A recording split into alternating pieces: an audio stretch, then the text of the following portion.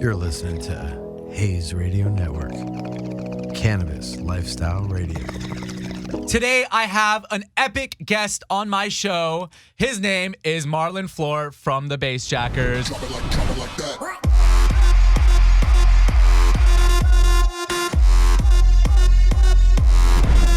What's up, Marlon? How you doing? Yeah. Good being here.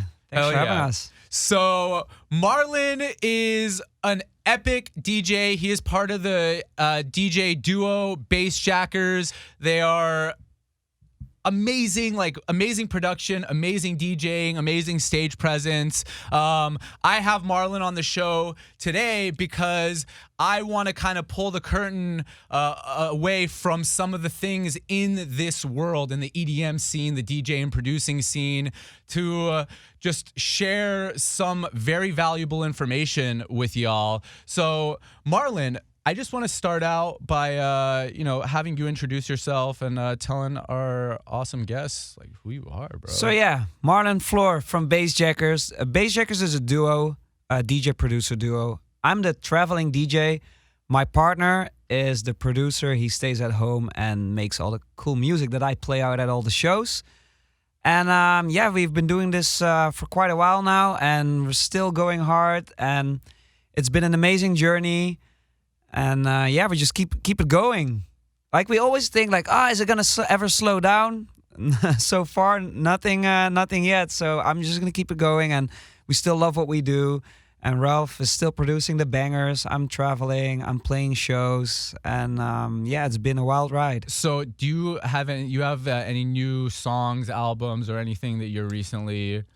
So right now we're in the middle of the process of releasing an album. So our album will drop the end of the month, but we already gradually released singles. So we started, I think the first one was in March, and from March to here we released 5 or 6 singles from the album, which is also a lot of cool collaborations, with names like Dimitri Vegas and Like Mike.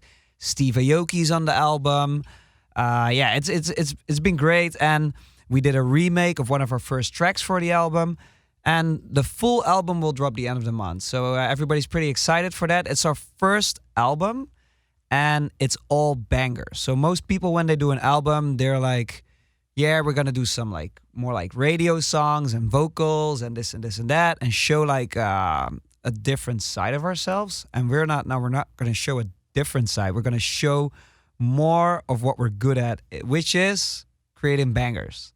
Stuff that you play at the festivals, stuff that you play at the clubs, and the whole album is just one banger fest. It's really cool. I've actually noticed over the many years that I've been listening to your music that you have retained the when you were playing the music, in my house, I was just cooking food and stuff, and I was literally and I was like, what am I? Oh, Marlon's playing his music right now. It's actually really cool to see, because the music is very high energy, and it's easy to party to, and it's easy to get caught up into, because I had instances where people would come to me after a show, like security or someone that worked at the venue, and they're like, I usually don't listen to this music, but I couldn't stop moving.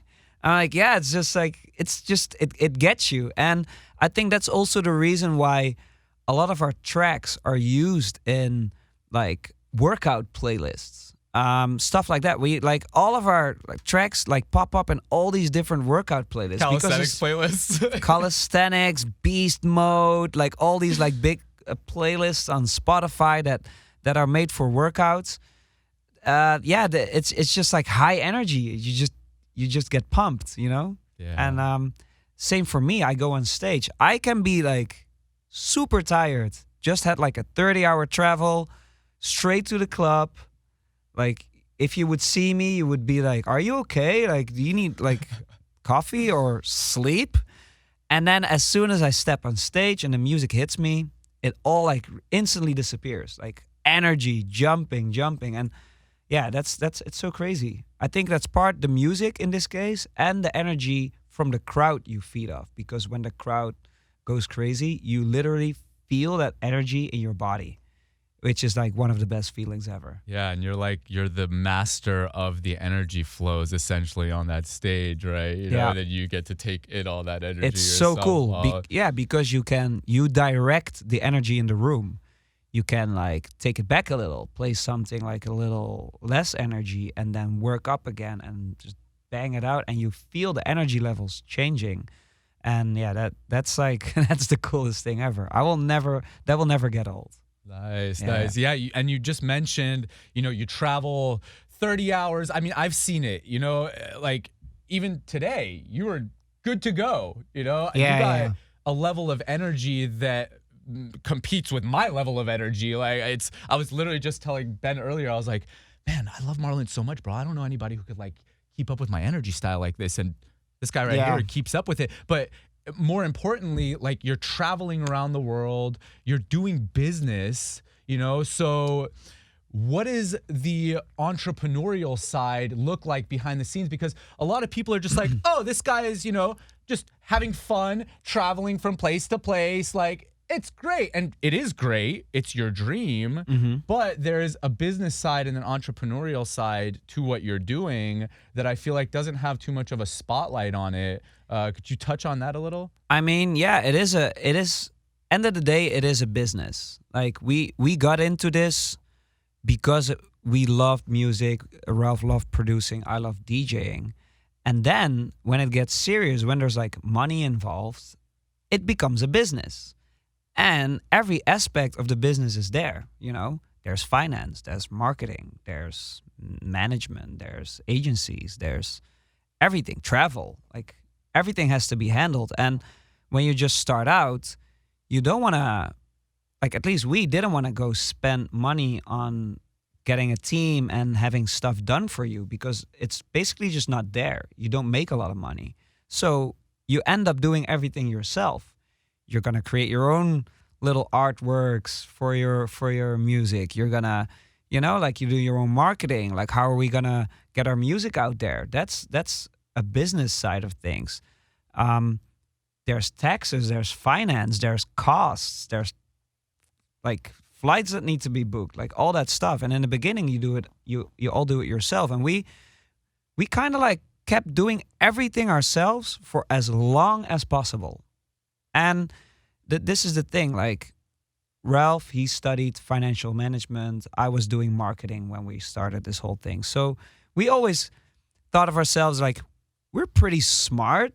Like we have some education. We can do this. Like we don't need anybody to do this. But at some point, you also, the day only has 24 hours. You have to prioritize. So at some point, it's just like, okay, well, first priority is music and shows. That's our main product. So all of our valuable time that we need for that, we should go into that first. So when the shows got busier and when the demands for music got higher, we couldn't do everything ourselves anymore. And that's the moment where you got start talking about maybe like an accountant or a manager or an agent. Not before, because like as long as you can still do it yourself, you should do it. And it's also a good learning process. Because when you just dive into it and like get a manager as soon as you have your first track out, then you will never learn what's going on. You will never know what they're doing. And there's like instances where stuff went wrong. Like maybe managers take advantage of you. And then you don't know if you don't have the experience. Yeah, you don't know where your money is going. You don't know nothing. And I think, like especially my partner Ralph, he's like really good like with finances and all that stuff, and he has very good work ethics. And I think that's great, like that we've been able to run our business ourselves like that. And not every artist does it, but I think it's a valuable life lesson. And even when you, at some point, maybe you're not going to do the music thing anymore, but then you ran a business for like 10, 20 years, and you can implement all that stuff you learned into other things. Yeah. And that right there is such an important point because, like I said, people assume, oh, you're a world famous DJ. Like you get everything taken care of, everything's easy, you're getting paid so much money, and it's like, yeah, life is nice. Like you were saying, you're like, I love my life, like this is great, but it's like me as an entrepreneur, I love my life too. I love everything I do with my business. but there are a lot of aspects of it that are behind the scenes that nobody sees. Like when you have to go meet with your accountant, or when you have to do your thumbnails for your artwork, or, you know, like write your captions, like you're writing your captions and stuff like that. There's these misconceptions that, you know, like all these DJs have, and it's a misconception I would say when I was younger I had too, where like you see this like it's the rock star life in that sense, you know, and from that people just make this he has it so good. It's the entrepreneurial mindset too, where they're like, wow, you got it so good. Like, but I also think it's this, like, imagine someone else writing all your captions and everything you do, then in some way that's not you. So and you are your own brand, right? So you are an artist and you have your own personality. But if someone else is going to write those captions, that's not going to be you. And we experimented with this when maybe like someone in the management company would do like a Facebook post, and then I instantly would be like, this doesn't sound like us. And yeah, I feel the same way. Yeah, and then, you know, it's like the tone of voice. And then we decided like, okay, you know what? Like, we are our own identity. We have to do that ourselves. We have to write our own captions. We have to reply to our fans ourselves. Because if someone else is going to do it, it's not going to sound like us. It's not going to be genuine. And it takes a lot of time. And sometimes, you know, like you're not into it. You have so much on your plate. But I think that's really important that you like try to do all that stuff yourself, because that's eventually what's going to create your personality, your brand. That's who you are, you know? And I think one of the things that you do so well is, as an entrepreneur, it's essentially like the traveling entrepreneurs. I mean, me as an entrepreneur, I'm looking at my life right now and I'm like, with all the business work that I have to do, and then you're getting in a plane, all like, I'm talking to you all the time. You're like, I'm in this country now, I'm in this country. I'm like, damn, dude, like, did you sleep, or like, how are you? But it's this very important area of entrepreneurship with this music world. So what would you, like, if you have advice then for people that are starting to grow this right now, what would you say, you know, past, like, because I tell people, I'm giving people the same exact advice. Do it yourself for as long as you can until like you hit that wall, and then you start trying to delegate different tasks into different areas, you know? Yeah, I mean, I think a lot of people also like kind of like not blame, but like they're like, yeah, but for them it's easy because like they have people that do that for them, and like they have a team. No, I think most artists that I know, they do all that stuff themselves. And I think as long as it's in your head that the successful people have an advantage, it's holding you back because you make excuses for yourself. You're like, yeah, but I don't have this or this or that. No, everyone can do it by themselves. And I think like 90% of the successful people I know, they did everything themselves as long as possible. Wow. And they just put all their time in it. And like long studio days, everything. It's just a grind. And people usually just see success and they don't see the road to success. Yeah. And everybody had that road. I don't really believe in overnight success, because all the overnight success that's there has a long story behind it. And like, whoa, were you really already doing this 10 years ago? Yeah. Yeah. You know, like, yeah. So I think it's just dedication and hard work, and yeah, no excuses. There's just no excuses. So how often are you traveling? All year round. Yeah, I've been doing around 100, 150 shows a year since like 2012. 150 shows a year. Yeah, between 100 and 150. I had years where like I did about 1 out of 3 days of the year. Yeah, I had years where I had 250 flights in a year, something like that. Wow. A lot of air miles. Wow. Yeah. Wow, rack up those points real nice, you know? I mean, yeah, that's an advantage. I also don't mind traveling. I like the process of traveling. I like sleeping on a plane, or like, for me, that's almost like a little bit of downtime, because you're disconnected from the world. I usually don't go on Wi-Fi, because on a plane is just when you like can like think about stuff and you don't really have to like, you know, be in your email or on your phone. So you can just like write down ideas, or even just like watch a movie or get a nice nap once in a while, you know? I like being on a plane. Sometimes travel days can be really long. You know what I don't like to be too rested on a plane. So I always kind of like being tired when I'm traveling. You're just like, let's go. And then you get to the next location, and then you have I have my routines that I created over the years, which is like I land, I do a light workout, just get that body going. Yeah, and my routines, like I'm still going strong, so it works for me. So you're still on top of all this traveling, on top of all this business, on top of DJing and going to shows, you still get your health aspect in with your workouts and stuff. Yeah, like for me, like we have priorities. So when I'm traveling for shows, the most important thing is I get to the show and I have energy to play a good show. So when I'm at home, I do office days. Like we go to the studio, we have a studio and an office, and then I make my long days. Like I go in.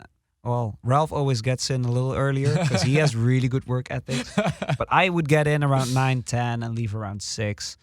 And on travel days, they expect less of me. Like they're not gonna be like, you didn't answer that email or whatever, because they know it's like exhausting, and my focus should be on the shows.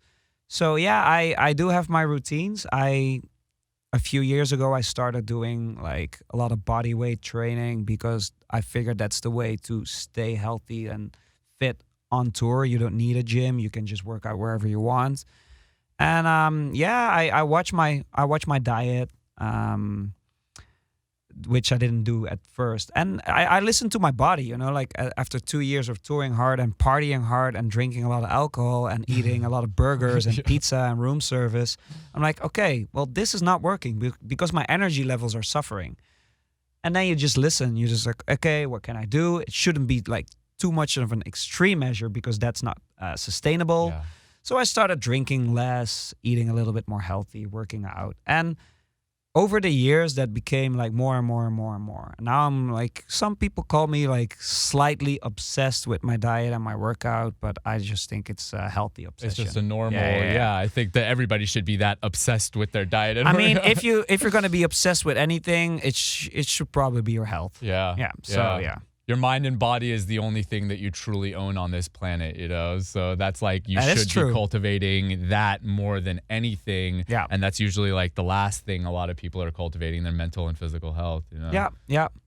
And well, I mean, I like how I feel now, and as long as this is what I'm saying, as long as we're going strong as like a DJ, a producer duo, and I still have to play shows and I still love doing it and have the energy for it, and this helps me with it.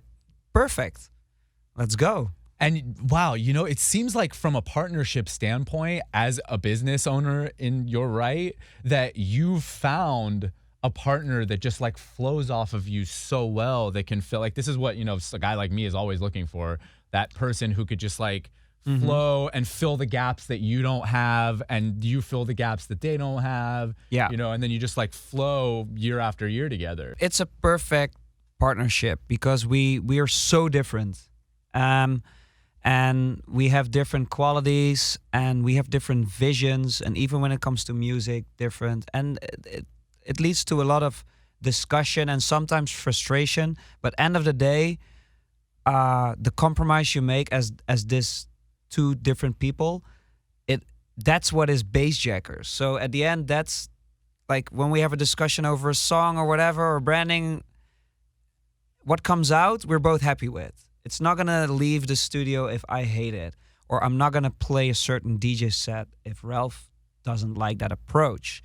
And we talk about everything, and the end result is bassjackers, and it's been going well for so long that I think we found a magic formula. So when did you and Ralph start this together? When did y'all meet? When did you decide to start producing music together? We were already friends in, let's say, high school, and we're not doing any music things whatsoever. And then we went to college together, and at some point I started DJing as a hobby, playing like my own like small shows, or I got invited with like playing some of my friends' shows for like 10 people, like, you know, like really like started from the bottom, now you're here, you know? for fun. Like I would be inviting people in my bedroom to listen to me playing a DJ set. You know, like listen, and then they're like, yeah, it's cool. Did you hear that transition? No. Good, because you're not supposed to. You know, it was like that. And Ralph was always producing music on his computer. And at some point, my little parties that I was playing started getting a little bigger. I had my own like club night in the hometown, which was like 150 people every Saturday. And where are you from originally? Tilburg in the Netherlands. This was where we went to university as well. Oh. I'm like talking to Ralph like, hey, you know what? Maybe like you should try to make some music that I can play out. How cool would that be? Like play your music on a bigger like sound system. And then we started like bouncing off ideas, and he started working on some stuff. And within like a month or so, there was this one track that we both really liked and that I was playing on my MP3 player the whole day, like, oh, this is so cool, and showed it to all my classmates and colleagues and whatever. MP3 player on you. MP3. This was like a thing. Yeah, they loved it, and we sent it out to some DJ friends and like famous DJs, and they responded. And then it all kind of started, like got signed to a record label, and then we became pretty serious. We were both in uni still at the time, and Ralph, I think, just finished his degree in financial management, and I was just in the process of trying to get my master's degree. And then Bassjackers became too busy, and I'm like, you know what? I'm out. We're gonna do this music thing, and still going. We were gonna give it like 1 or 2 years, see what happens, and this was around 2008. So you're the entrepreneur essentially who made that drastic decision to drastically change your life from being that student to going full time into your business that now is starting to take off. Yeah, but I wouldn't call myself an entrepreneur at that time. I feel like I was just like a kid with a dream, you know, like it's here to grab, and there is a chance. It might not be the biggest chance, but we're gonna try. We're gonna give everything we have for those 1 or 2 years, and if it doesn't work out, I might have to finish my master's degree, and you're gonna find a job. But that never happened. And this is not like life advice, because you know what? Like I do still think that getting a degree is valuable, but I always had it in my mind that I could also still get that degree 2 years later. So took the risk. I think a lot of people also became successful by taking some risks in the process. That's what we did. Yeah, I'd say that's the only way to really make it high risk, high reward, you know? Yeah. And it doesn't always work out. And you also have to be realistic. Like we already got signed to a record label. There was already shows being played. It was just like, and how long we couldn't do both. I couldn't do both anymore. I couldn't go to school and play those. I was just travel exhausted. around the world. Yeah, it was not even traveling around the world yet. It was like a lot of local stuff, but I was just exhausted on a Monday from the weekends, and I was still, you know, like we would play like 4 or 5 shows a week. Wow. And then I had to go to college, and it was not that I couldn't really do it, but it was also a lot of group work, and I was like the guy that was slacking in the group work. I didn't want to be like the free rider, so I'm like, guys, I'm gonna do this music thing, and they're like, no, don't leave. Like, no, I'm like, I'm of no use in this group. Wow, you guys you'll be fine. Wow, the group project, that's some self-responsibility right there to be like, yeah. They were too nice. They were making all the assignments, and they knew I had like shows on the weekend. I'm like, nah, this is too much. Like, they're helping the friend out. You know? They were helping a friend out, but at the end of the day, yeah, what use is that? Like, I wasn't learning anything. You know, it was just like, yeah, well, thanks for the good grades, but you know. Yeah. I'll see y'all later. You know. No. So yeah, I quit, and then we went full on music. So yeah. And then you've been doing that ever since. Yeah. Nonstop. Yeah. Like, has there ever been a moment that you've like taken a few months of not traveling around? No. I think the longest of non-traveling is like 2 weeks. Wow. Since then. Yeah. Wow. Yeah. Dude, that's crazy. Yeah, for me being at home like a weekend, It happens once in a while, but that's like the craziest feeling. Like, I'm going to spend Saturday at home, and what am I going to do with my time? And Sit, yeah, it's relax. But yeah, before, like I would always like stay on tour for longer, but now try to fly back and forth and go to the studio in the weekdays, and it's cool setup. Like, we're there with Ralph, our manager is in the same building, and we work with like some up and coming artists, and it's fun. We have a PlayStation, so it's not all work.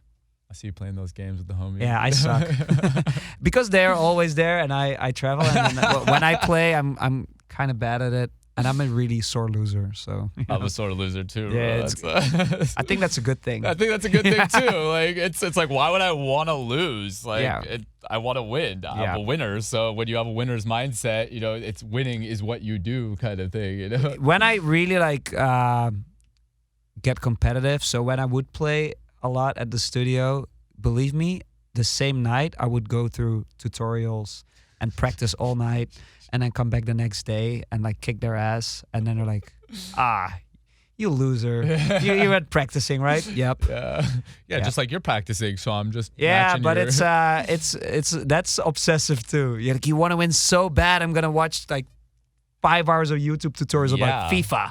Yeah, I think that's awesome. I think that's exactly what you should be doing. I had this thing my entire life. I always wanted to win. I wanted to be the best at stuff.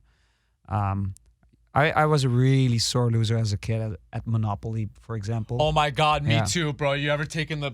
Yep, did that.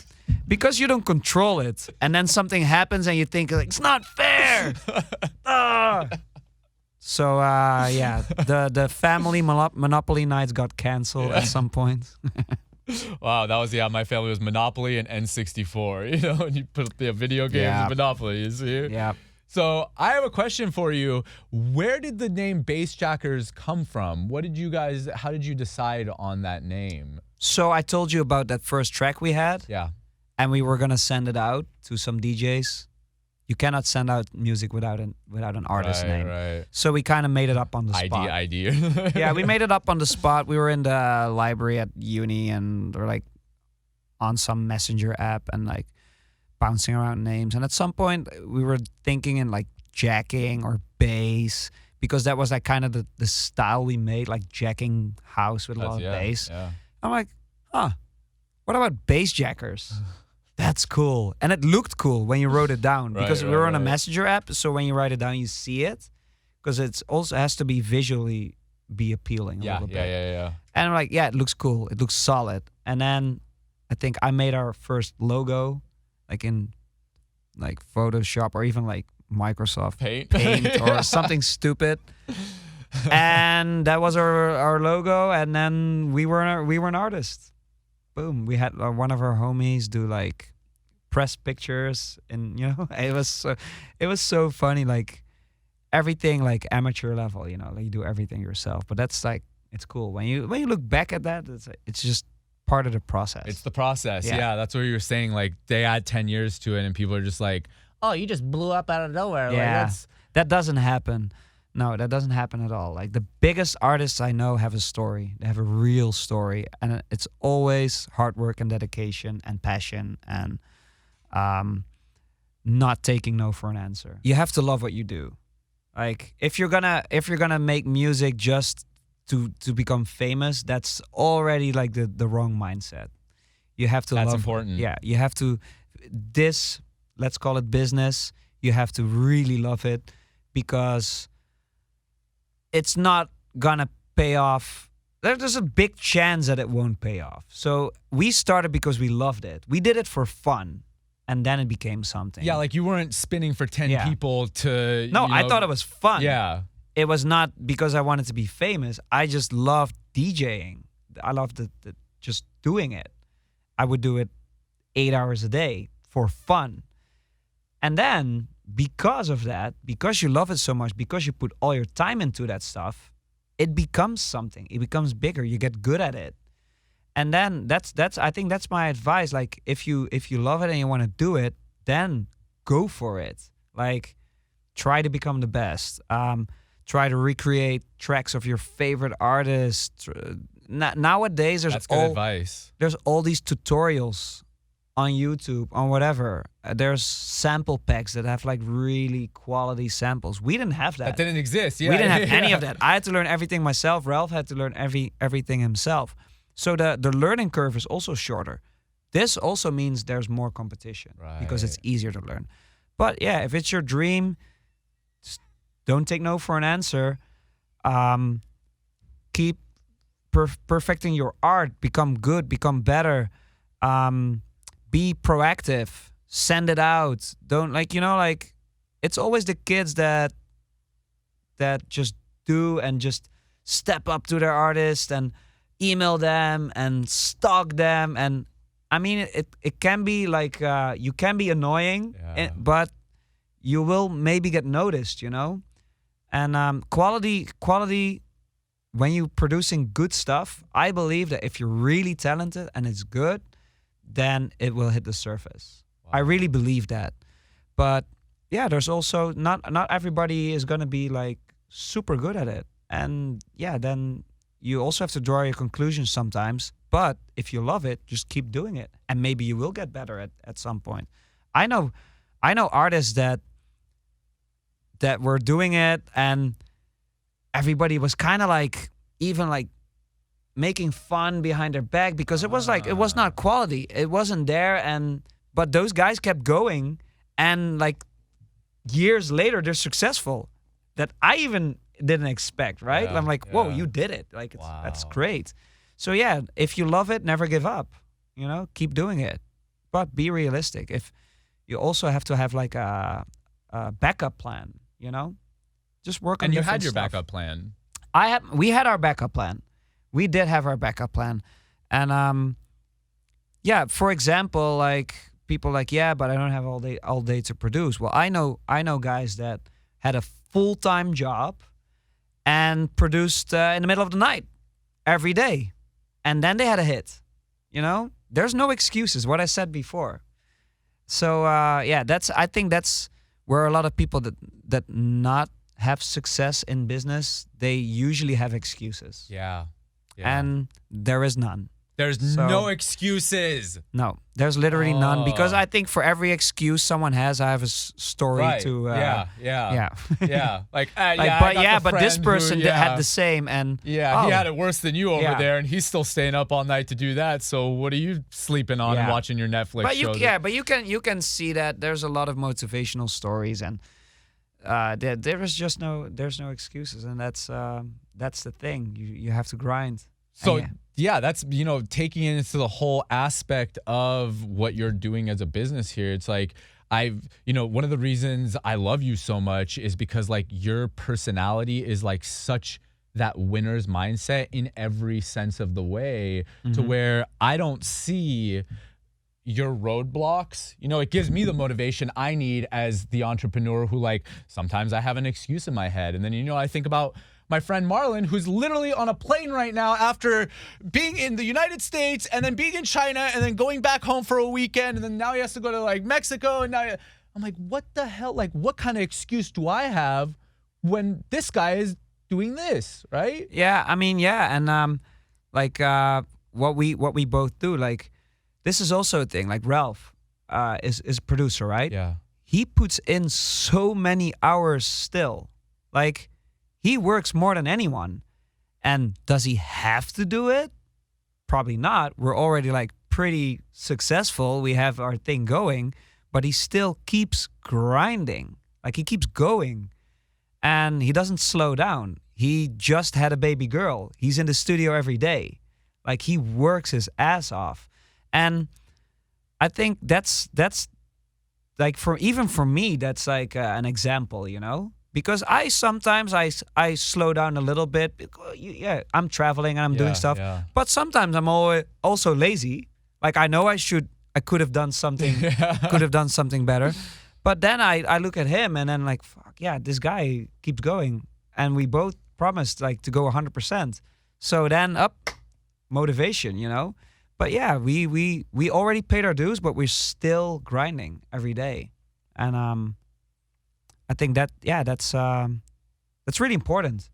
And what mental health practices do you have in place to really keep you from, not like slowing down? I mean, you're still going hard. Yeah, you mean you like do the breath work and things like that, Yeah, exercising. The breath work actually is funny because you one day you showed me the Wim Hof method, and at first I thought it was really weird, like that weird breathing, like yeah. I mean it feels yeah, I mean it feels good, but like I'm not gonna do that because like whatever. And then like a few months later, I had a shoulder injury because I told you I do the body weight exercises, and that turned into like calisthenics. Yeah. And it became one of my. And you're good at calisthenics too. Like you're not just like doing some pull-ups. This guy is like holding front levers strong for like a good amount of time, Like, Yeah. You're not just some dude like throwing in some workouts here and there.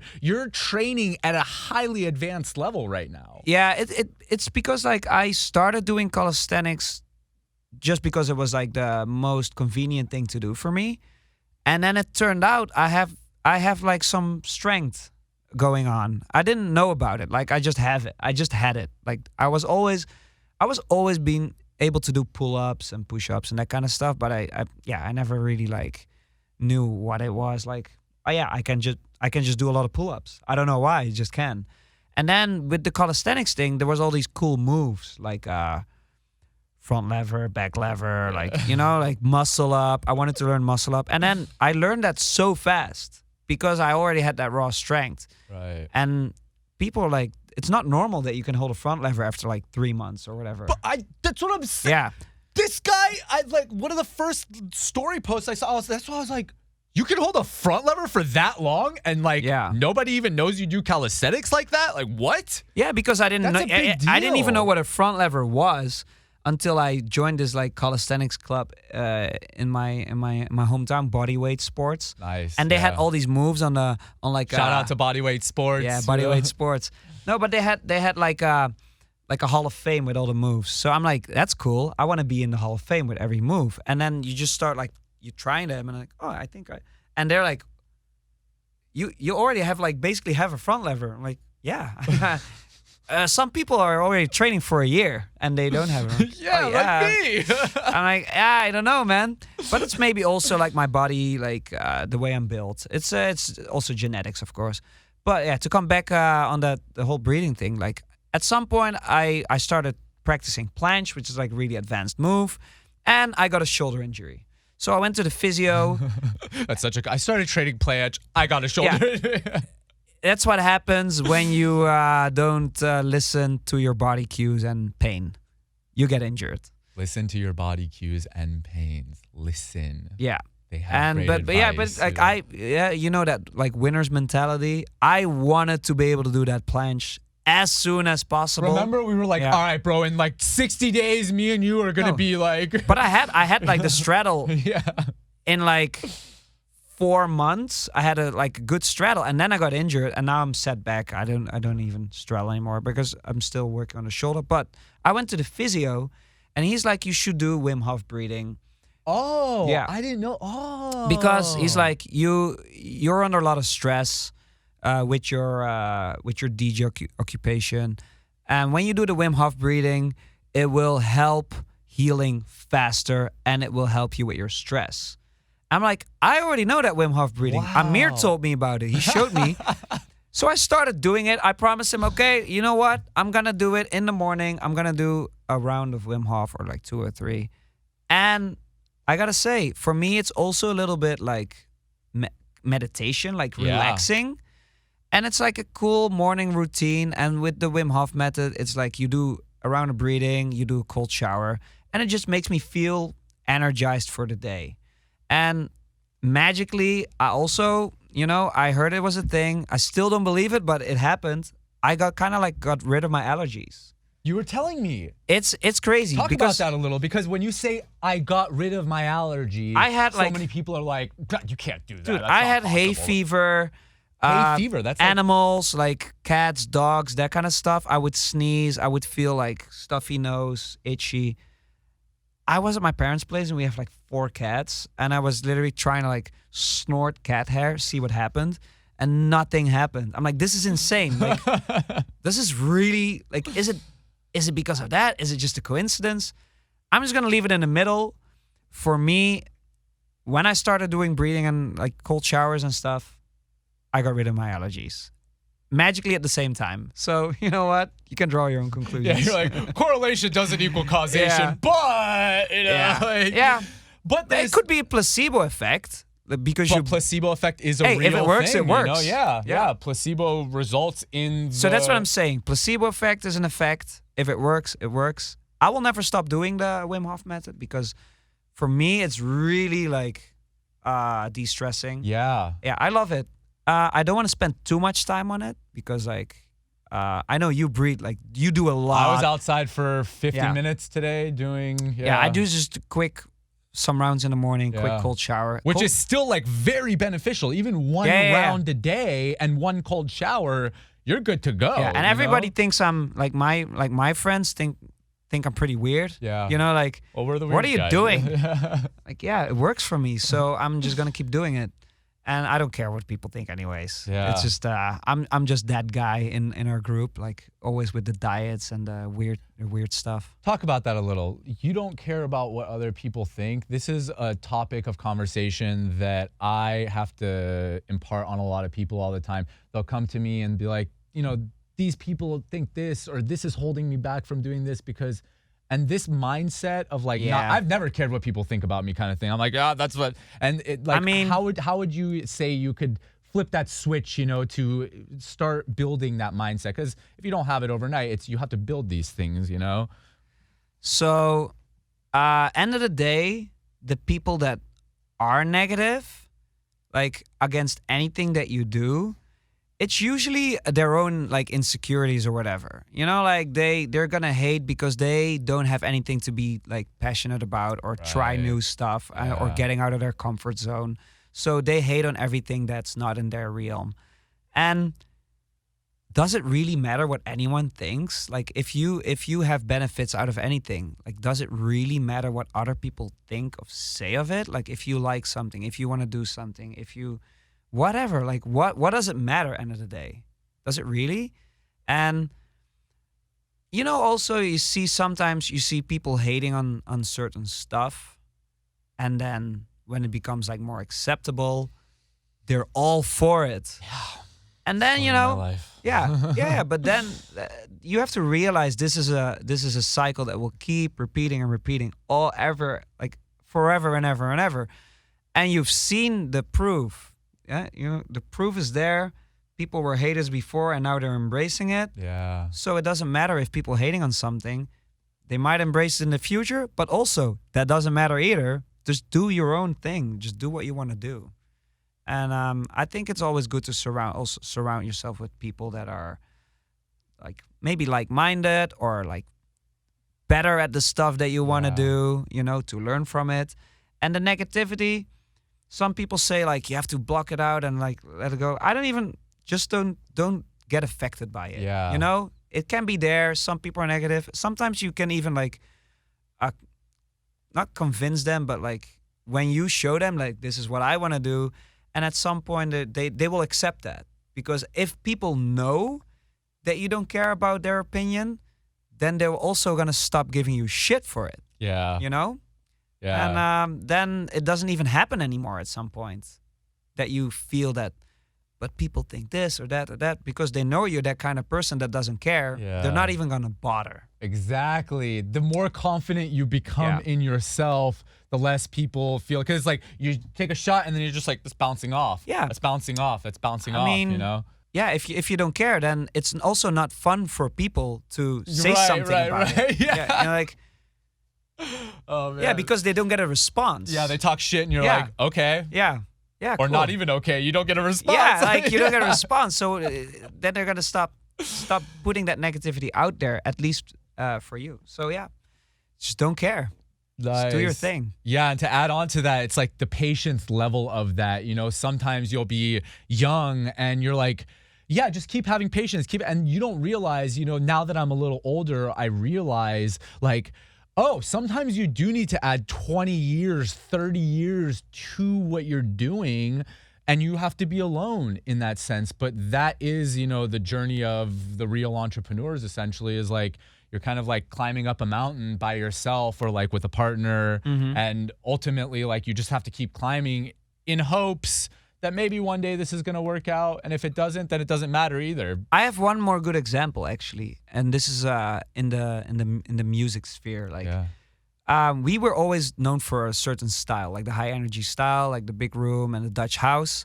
Yep. But we had a point in our careers where other people were telling us, you know what, you should make more a little bit like this kind of music because that's where it's heading. And we're like, no.